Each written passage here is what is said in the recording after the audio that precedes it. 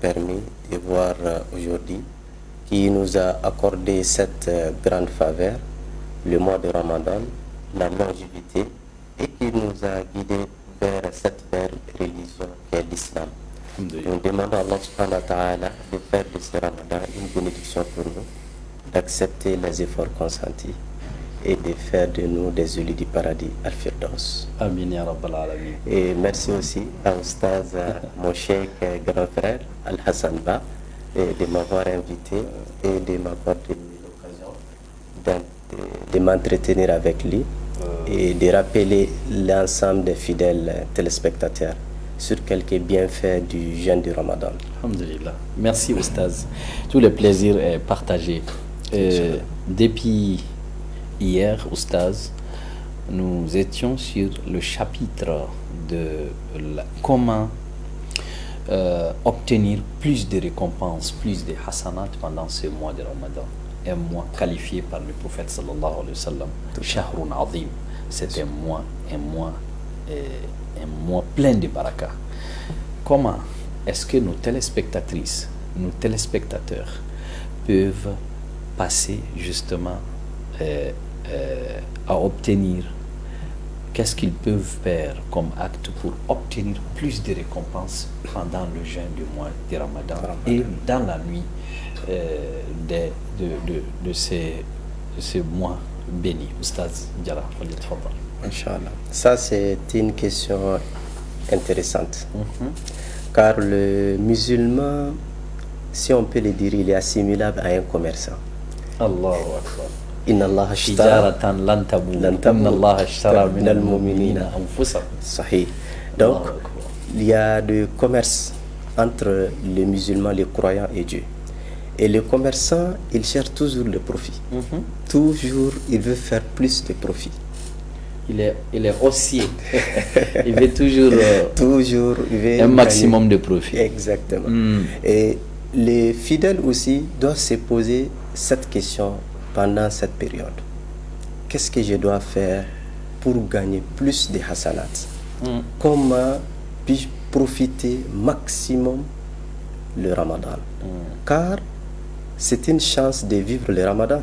Nous n'avons pas la garantie de vivre le Ramadan prochain. La seule garantie que nous avons, c'est maintenant et tout de suite. Donc la première des choses que le fidèle doit faire, c'est tout faire pour préserver son jeûne. Parce que tout dépend du jeûne. Le jeûne de Ramadan. Il faut jeûner correctement. Il faut jeûner comme le prophète a demandé. Et essayer de suivre le messager, comme vous l'avez expliqué lors des précédentes éditions. Donc ça, c'est extrêmement important. Et même ce premier point, comment surveiller son jeûne, comment garder son jeûne comme du lait sur le feu, comme on le dit. Bien sûr. Comment on passe à quoi? D'abord, c'est simple. Il suffit seulement de s'en tenir à la définition du jeûne. En somme, imsak. Le fait de s'abstenir de tout élément qui annule le jeûne, dès l'apparition de l'aube jusqu'au coucher du soleil. Donc, il ne faut pas seulement s'abstenir de boire, de manger, mais il faut que la langue aussi gêne. Il faut éviter la médisance, comme nous aurons l'occasion de revenir sur ce point. Donc, les éléments qui vont gâter le jeûne, il faut s'éloigner de ces éléments. Il faut s'abstenir de ne pas poser ces actes. Donc, il faut commencer le jeûne au début du moment du jeûne, c'est-à-dire à l'apparition de l'aube et jusqu'au coucher du soleil. Donc, ça, c'est extrêmement important, avec engagement. Le deuxième élément, après le jeûne, c'est la prière. La prière. Car le prophète, il a associé les deux. Il dit Man soma ramadana imana wa ihtisaba ghufira lahu ma taqaddama min zanbi. Ensuite, il a dit Man qama ramadana imana wa ihtisaba. Le messager de Dieu a dit celui qui jeûne le Ramadan, le mois de Ramadan, avec foi, en espérant de la récompense, ses péchés antérieurs vont être pardonnés. Et il a dit encore, celui qui prie le Ramadan, qui observe les prières du Ramadan, les prières surrogatoires. Donc, ces péchés antérieurs vont être pardonnés. Donc le deuxième élément pour maximiser le profit du Ramadan, c'est les prières. D'abord, le chef de file des prières, c'est les obligations. Ouais. Comme les hadiths, Al-Fara'id, comme les hadiths, Qudsi l'a dit. Donc, la première des choses pour se rapprocher d'Allah, d'abord, c'est l'obligation, ce qui a été prescrite. Donc il faut prier le Fajr à l'heure. Il ne faut pas se réveiller, prendre le réveillon, ensuite se coucher. C'est la pratique de beaucoup de nos cousins. Nos cousins forgerons qui peuvent manger et consommer de la nourriture suhour. Et puis se réveiller jusqu'à 9h du matin. Ils n'ont pas compris. Mais est-ce que ça annule le jeûne? Ça va affecter drastiquement la récompense du jeûne. Mais ça n'annule pas directement. Ça n'annule pas directement, mais ça va diminuer, considérablement le mérite du jeûne. Donc la prière, les prières obligatoires, ça il ne faut pas négliger. Al-Fara'id. Il faut tout négliger sauf les obligations. Parce que c'est la première des choses qui sera interrogée le jour dernier, c'est la prière. Et la prière, elle a été prescrite au-delà de cette cieux. Donc pendant ce mois béni, il faut tout négliger sauf les prières. Donc il faut prier à l'heure et prier correctement. Ça c'est extrêmement important. Après les obligations, il ne faut pas négliger les surérogatoires. Comme on l'a dit, les bonus pour multiplier, augmenter les mérites du jeûne résident dans les prières surrogatoires. Et quand on dit les surrogatoires, dans le mois de Ramadan, il y a deux éléments à ne pas négliger. Le premier élément, sunan rawatib. Donc les prières surrogatoires qui viennent en amont et en aval des obligations. Le messager de Dieu, il a dit dans un hadith qui a deux versions, la version d'Ibn Omar et la version d'Aïcha. Donc celui qui prie 12 rak'at, Dieu lui construira une maison au paradis. 12 rak'at par jour. Avant le Fajr, 2 rak'at. Assimilable au rak'at al-Fajr. Les 2 rak'at qu'on fait avant le Fajr. Avant Zuhur, avant la prière de Zuhur, du midi, 2 rak'at, ça c'est la version de 10. Donc la version de 12 rak'at, avant Zuhur, 4 rak'at. Oui. Et là, ça va faire 6. Après Zuhur, 2 rak'at, ceci va faire 8. Après Maghrib, 2 rak'at. Et après Isha, ça fera 12. Et la version de 10 rak'at dans le 24 heures, avant Zuhur, 2 rak'at. Donc ça ne prend pas, ça prend environ 2 minutes, 3 minutes. Et vous avez un palais au paradis. Et notamment dans ce mois béni, quelle récompense. Et le deuxième élément, c'est le salat au tarawih. Après Isha. Surtout les savants l'ont beaucoup recommandé cette prière-là. Donc on n'est pas obligé de faire 13. Dans certains pays, ils font jusqu'à 23. Donc ne serait-ce que 2, il y a même 30. Ne serait-ce que 2 rak'at, c'est suffisant. 2 rak'at, c'est suffisant. Après Isha, faites 2 rak'at. Mais seul ou bien avec dans une assemblée, dans une mosquée obligatoirement? Oui, si vous faites la prière obligatoire pour les hommes notamment, c'est dans un groupe. Les hommes doivent faire ça dans un groupe. La mosquée, c'est ce qui est l'idéal. Je parle de tarawih. De tarawih. De tarawih, si vous faites en groupe en ce moment, ceci aussi, ça va améliorer le mérite. C'est comme quand vous vous habillez, vous vous parfumez, vous mettez des écharpes, tout ça. Ça va augmenter la récompense. Tarawih, bien sûr, en groupe, en ce moment, il y aura l'effet du groupe. La prière individuelle, c'est une récompense. Alors que la prière collective, c'est jusqu'à 27 degrés. Tout à fait. Donc, si vous faites en groupe, en ce moment, ça sera plus méritoire. Donc, salat al-tarawih après Isha. Et il y a un élément très important.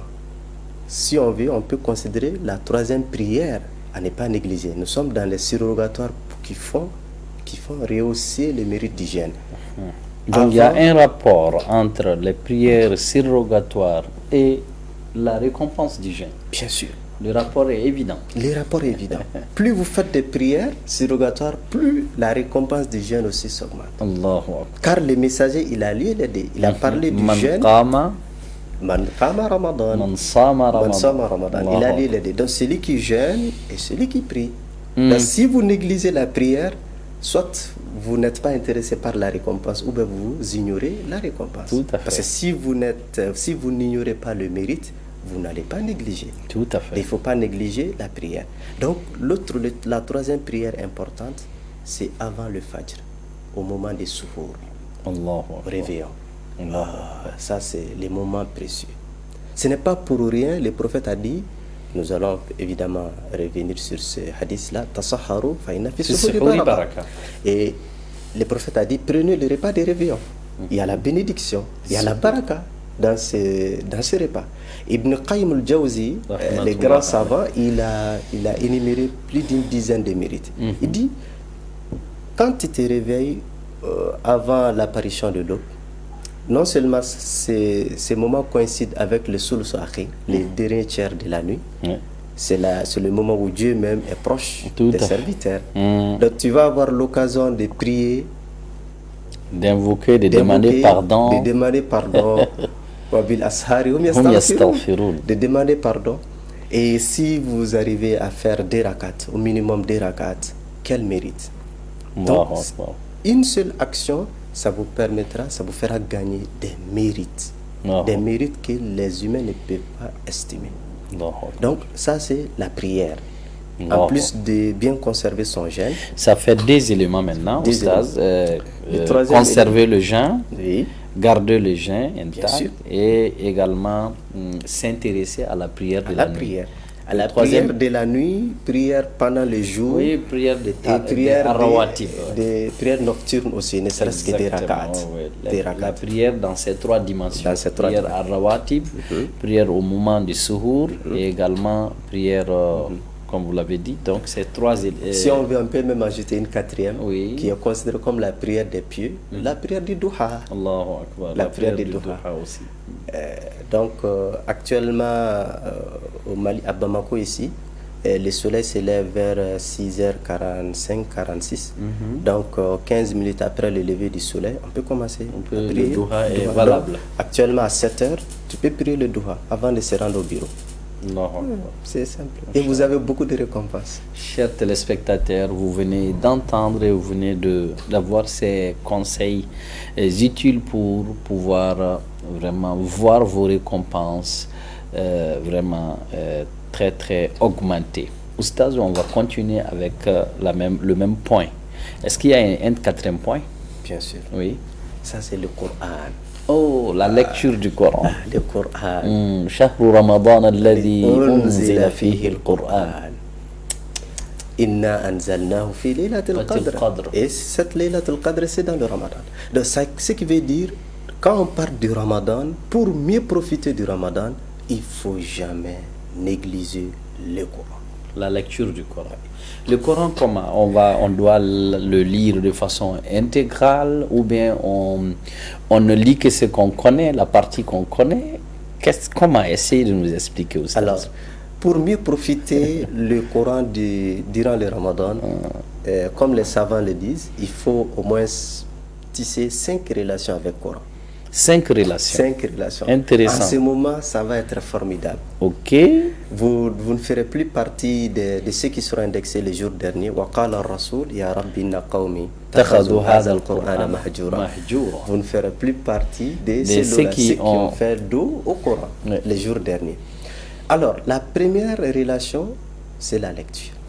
La lecture du Coran. Oui, la lecture. La lecture, c'est le point de départ.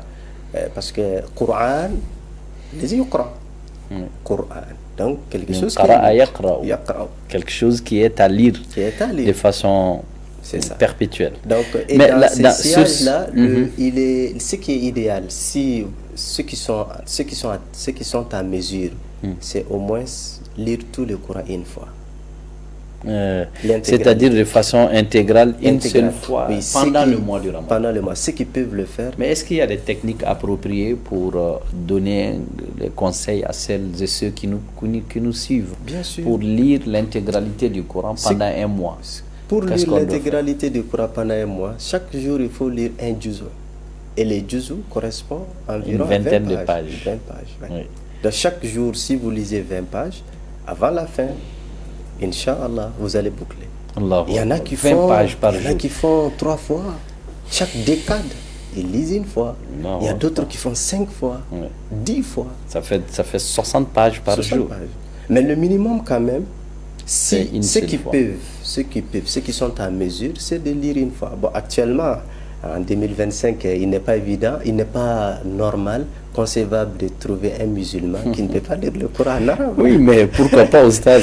On a des questions qui nous ont parvenues. Hein. Oui. Il y en a qui disent que il les suffit de prendre leur Coran qui est transcrit avec une transcription en français. Est-ce que ça peut passer? Non, ça c'est caduc. Il faut leur dire. C'est caduc. Ce n'est pas pour les vexer, c'est pour leur dire. Allah même dit dans le Coran, وَلَقَدْ يَسَّرْنَا الْقُرْآنَ لِلذِّكْرِ فَهَلْ مِن مُدَّكِرٍ. Allah dit, nous avons rendu ce Coran facile. Pour le rappel. Pour le rappel. Si vous voulez lire, Dieu dit que c'est facile. Si vous voulez apprendre par cœur, Dieu dit que c'est facile. Si vous voulez comprendre, le concepteur même dit que c'est facile. Il faut se mettre seulement. Il y a plusieurs techniques et des moyens aidant ceux qui ne peuvent pas lire en arabe de pouvoir lire en arabe. Qur'anan Arabiyya. Allah subhanahu wa ta'ala, il a choisi la langue arabe pour faire la langue du Coran. Donc, nous ne sommes pas en train de faire la promotion d'une langue, mais les musulmans doivent se forcer. Parce qu'il y a certaines lettres dans la langue arabe qui n'ont pas de correspondance en français. Oui. Vous avez été professeur des lettres de Al-Makharij au niveau du Sifod. Vous avez enseigné ça, c'est-à-dire les points de sortie des lettres de la langue arabe et les attributs des lettres. Nous avons plusieurs points de sortie dans la langue arabe, donc c'est très difficile. Mais les gens peuvent vraiment aujourd'hui, avec la facilité que nous avons, avec l'ensemble des acteurs qui sont aujourd'hui investis sur le terrain, il y a le Sifod, AFI, AFSI et d'autres. Voilà. Et les mosquées, dans les mosquées, les applications, les cours online, comme on le dit, des cours en ligne. Aujourd'hui, comme vous l'avez dit, est-ce qu'on peut avoir une excuse valable pour dire, en tant que musulman ou une famille musulmane dans laquelle la chaleur et le parfum du Coran ne passent pas? Sincèrement, nous profitons de cette occasion pour vraiment rendre un hommage particulier à l'ensemble de nos frères, les acteurs justement de l'enseignement du Coran, et à l'endroit de celles et ceux qui n'ont pas eu la chance de lire le Coran à bas âge. Il s'agit du Sifod. Vraiment, nous lançons un vibrant hommage à l'ensemble de l'équipe du bureau exécutif du Sifod à partir de ce studio de Djibril Lawad, et également à notre frère Oustaz Youssouf Traoré qui n'a ménagé aucun effort vraiment pour la réalisation de ce grand projet au Mali et ailleurs d'ailleurs. Nous allons continuer. Vous avez dit la lecture du Coran. On a traité aussi pour celles et ceux qui disent qu'ils n'arrivent pas à lire le Coran, il faut aller vous inscrire. Et ce n'est plus sorcier, en fait. Ce n'est pas sorcier, la lecture du Coran. En 3 semaines, souvent, on arrive même à déchiffrer, à voir les lettres. Il y a même des programmes en 18 jours. Voilà. 18 jours. C'est vrai, en 18 jours. 18 jours. C'est vrai. Moins de 20 jours. C'est vrai, nous avons un frère qui nous suit et je dois vraiment rendre un hommage à lui. C'est un frère, Oustaz Tembeli, Abdoulaye Tembeli, qui nous suit, malheureusement qui s'est inscrit dans cette logique-là, dans les cours coraniques avec le temps, avec les missions, mais nous l'encourageons, nous savons qu'il va continuer, Inch'Allah, comme d'autres personnes. Oustaz, les 5 autres éléments, je risque d'annoncer à nos téléspectateurs que c'est demain qu'on va Inch'Allah, avoir droit à ces éléments-là. Nous vous remercions beaucoup, Oustaz. Inch'Allah vous assiste. Amin, amin, on va vers la rupture. Inch'Allah. Wassalamu alaikum wa rahmatullahi wa barakatuh.